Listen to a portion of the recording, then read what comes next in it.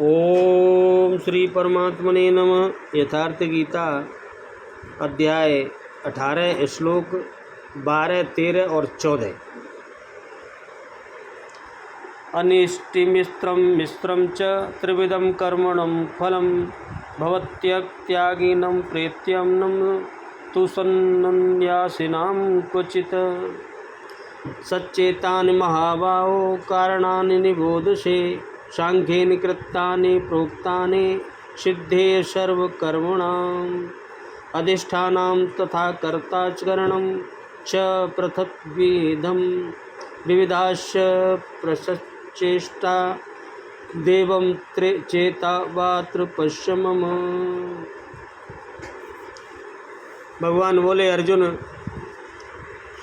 कर्म फल का त्याग न करने वाले मनुष्यों के कर्मों को तू अच्छा, बुरा और मिला हुआ ऐसे 3 प्रकार का फल मरने के पश्चात अवश्य होता है, किंतु कर्मफल का त्याग कर देने वाले मनुष्यों के कर्मों का फल किसी काल में भी नहीं होता।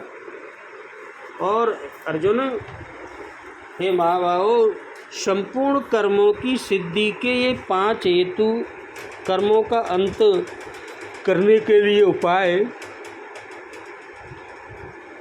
बतलाने वाले सांख्य शास्त्र में कहे गए हैं, उनको तुम मुझसे भली भांत जान।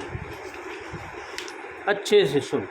इस विषय में अर्थात कर्मों की सिद्धि में अधिष्ठान और कर्ता तथा भिन्न भिन्न प्रकार के करण एवं नाना प्रकार की अलग अलग चेष्टाएं और वैसे ही 5वां हेतु देव है, भगवान ने स्पष्ट किया। सकामी पुरुषों के कर्मों का, जो सकामी है, उनके कर्मों का अच्छा, बुरा और मिला हुआ ऐसा 3 प्रकार का फल मरने के पश्चात भी मिलता है, होता है, जन्म जन्मांतरों तक मिलता है। किंतु सन्यासी नाम सर्वस्व का न्यास यानी अंत करने वाले पूर्ण त्यागी पुरुष के कर्मों का फल किसी भी काल में नहीं होता, न अभी न फिर बाद में। यही शुद्धि सन्यास है। सन्यास चरमोत्कृष्ट अवस्था है। भले बुरे कर्मों का फल तथा पूर्ण न्यास काल में उनके अंत का प्रश्न पूरा हुआ।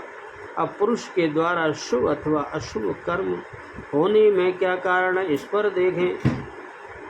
हे महाबाहो, संपूर्ण कर्मों की सिद्धि के लिए 5 कारण सांख्य सिद्धांत में कहे गए हैं, उन्हें तू मुझसे भली प्रकार जान ले। इस विषय में कर्ता यह मन, और सुनना, ये 5 कारण है सबके। कौन कौन से? कर्ता कौन है? मन।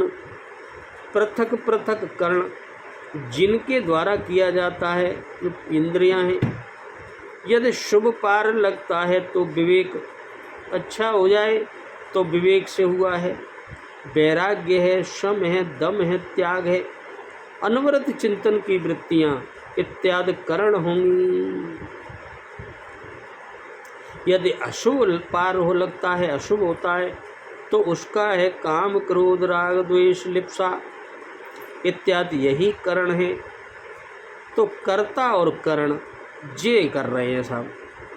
यदि अशुभ पार लगता है तो ये है काम, क्रोध, राग, द्वेष। इनके द्वारा प्रेरित होंगे नाना प्रकार की न्यारी न्यारी चेष्टाएं। अगर अच्छा होगा तो अलग चेष्टाएं आएंगी, वैराग्य के द्वारा, शम के द्वारा, दम के द्वारा, त्याग के द्वारा। और अशुभ होगा तो काम, क्रोध, राग द्वार के अलग अलग चेष्टाएं होंगी, अनंत इच्छाएं होंगी। आधार अर्थात साधन, आधार अर्थात साधन, जिस इच्छा के साथ साधन मिला वही इच्छा पूरे होने लगती है। और फिर उसके बाद होता है आधार यानी साधन। जिस इच्छा के लिए तुम कार्य करने लग जाओगे वही इच्छा पूरी हो जाएगी। और 5वां हेतु है देव अथवा संस्कार, उसकी पुष्टि करते हैं संस्कार। भगवान ने स्पष्ट कर दिया। अब ध्यान से सुनना। अत्यागी नाम पद किन मनुष्यों के वाचक तथा उनके कर्मों का अच्छा बुरा और मिला हुआ 3 प्रकार का फल क्या है और वह मरने के पश्चात अवश्य होता है, इसका क्या भाव है?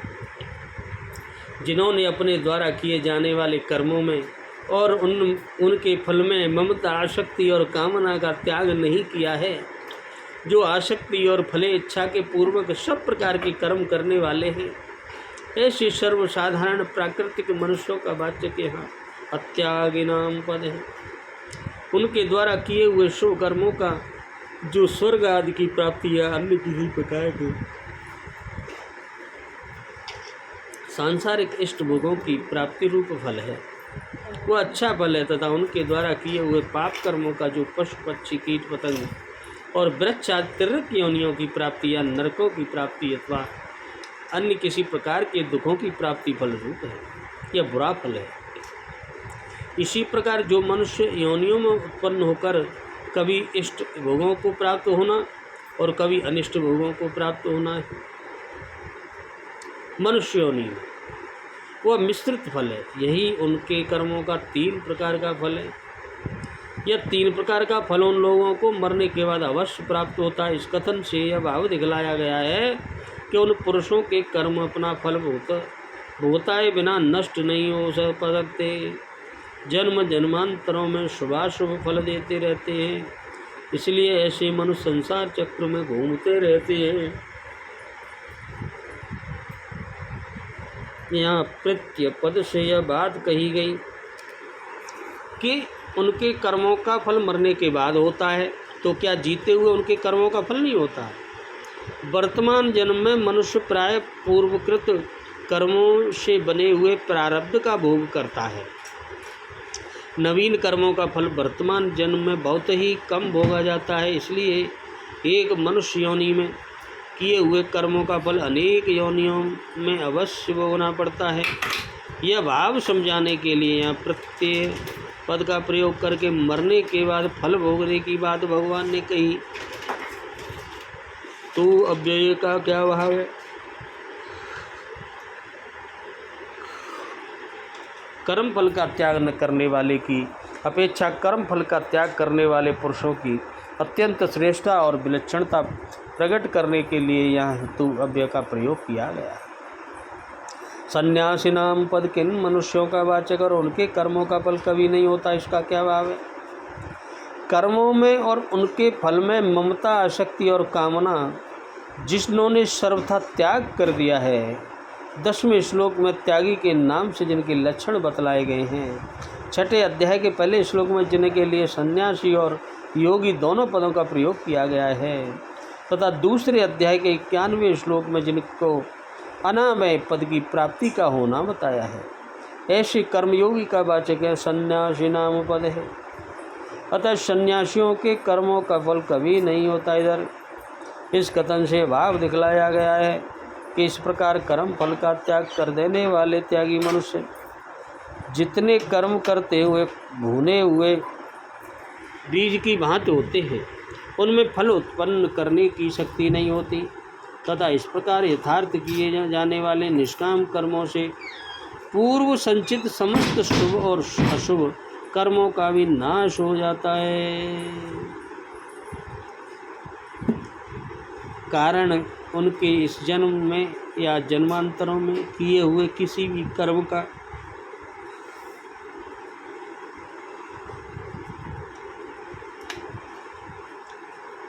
किसी भी प्रकार भी फल किसी भी अवस्था में जीते हुए या मरने के बाद नहीं होता। वे कर्म बंधन से सर्वथा मुक्त हो जाते हैं। इस प्रकार अर्जुन संन्यास और त्याग का तत्व अलग अलग जानने की इच्छा प्रकट की थी। उसका उत्तर देते हुए भगवान ने दूसरे और तीसरे श्लोक में इस विषय पर विद्वानों के भिन्न भिन्न मत बतलाकर अपने मत के अनुसार चौथे श्लोक में 12वें त्याग की यानी कर्म योग का तत्व बलिवाद समझाया। अब संन्यास का यानी सांख्य योग का तत्व समझाने के लिए पहले सांख्य सिद्धांत के अनुसार कर्मों की सिद्धि को 5 हेतु बतलाते हैं। कर्म ये 5 कारणों से होते हैं, यही है करने वाले। ध्यान से सुनना। सर्वकर्माणि पदया, किन कर्मों का वाचक और उनकी सिद्धि क्या है। सर्वकर्माण पदया शास्त्र वेद और निषिद्ध सभी प्रकार के कर्मों का वाचक है तथा किसी कर्म का पूर्ण हो जाना यानी उसका बन जाना ही उसकी सिद्धि है। कृतांते विशेषण से सांकणे पद इसका वाचक है तथा उसमें संपूर्ण कर्मों की सिद्धि के लिए 5 हेतु बतलाए गए हैं, उनको तुम मुझसे जान इस कथन का क्या है।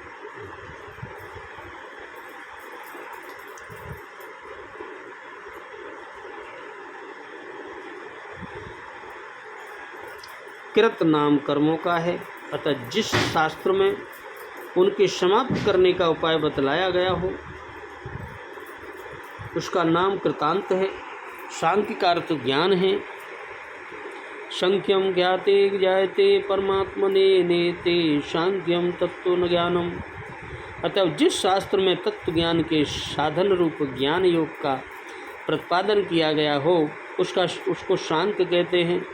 इसलिए कृतांते विशेषण से सांख्यण पद है तथा शास्त्र का वाचक मालूम होता है जिसमें ज्ञान योग का बलिमात प्रतिपादन किया गया हो और उसके अनुसार समस्त कर्मों को प्रकृति द्वारा किए हुए एवं आत्मा को सर्वथा अकर्ता समझकर कर्मों का अभाव करने की रीति बतलाई गई हो।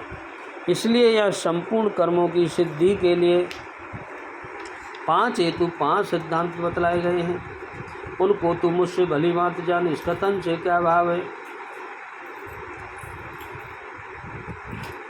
भगवान ने भाव दिखलाया कि आत्मा का अकर्तृत्व सिद्ध करने के लिए उपर्युक्त ज्ञान योग का प्रतिपादन करने वाले शास्त्र में समस्त कर्मों की सिद्धि के जो 5 कारण बतलाए गए हैं हेतु, ये 5 हेतु हैं, इनकी वजह से कर्म होता है। जिन 5 के संबंध से समस्त कर्म बनते हैं उनको मैं तुझे बतलाता हूँ, वो सुन के हमसे भैया सावधान होकर सुन। अधिष्ठान पदियाँ किसका वाचक है। अधिष्ठान पदियाँ मुख्यतः से करण और क्रिया के आधार रूप शरीर का वाचक है, किंतु गौण रूप से यज्ञादि कर्मों में तद्विषयक क्रियाएं के आधारभूत भूमि आदि का वाचक भी माना जा सकता है। कर्ता पद यहाँ किसका वाचक है। कर्ता पद प्रकृति स्थित पुरुष का वाचक है। इसी को 13वें अध्याय के 21वें श्लोक में भोक्ता बतलाया गया है और 3रे अध्याय के 27वें श्लोक में अहंकार विमूढ़ात्मा कहा गया है। पृथ्वी की दम विशेषण सहित कारण पद का क्या भाव है। मन बुद्धि और अहंकार भीतर के करण तथा 5 ज्ञानेंद्रियां और 5 कर्मेंद्रियां ये 10 बाहर के करण हैं।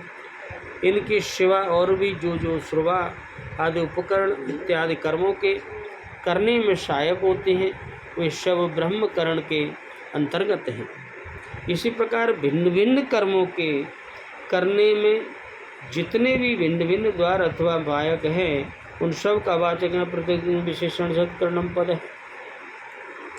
अविविधा और पृथक इन दोनों पदों के सह चेष्टा पद किसका वाचक है। एक स्थान से दूसरे स्थान में गमन करना हाथ पैर का काम है, आदि अंगों का संचालन है और श्वासों का आना जाना, अंगों को सिकोड़ना फैलना, आँखों को खोलना और मूंदना, मन में संकल्प विकल्पों का होना आदि जितनी भी हलचल रूप चेष्टाएं हैं उन नाना प्रकार की भिन्न भिन्न समस्त चेष्टाओं का वाचक यहाँ विविधा और पृथक इन दोनों सहित चेष्टा पद है। देवम पद किसका वाचक है और उसके साथ पंचमम पद प्रयोग का क्या भाव है। यानी पूर्वकृत शुभ और अशुभ कर्मों के संस्कारों का वाचक यहाँ देवम पद है। प्रारब्ध भी इसी के अंतर्गत है। बहुत लोग इसे अदृश्य भी कहते हैं। इसके साथ पंचमम पद का प्रयोग करके पंच संख्या की पूर्ति दिखलाई गई है। अभिप्राय यह है कि पूर्व श्लोक में जो 5 हेतुओं के सुनने के लिए कहा गया था उन्हीं में से 4 हेतु हैं। देव के पहले अलग अलग बतलाए गए हैं और 5वां हेतु यह देव है खुद। बोलो राधे राधे, जय जय श्री कृष्ण।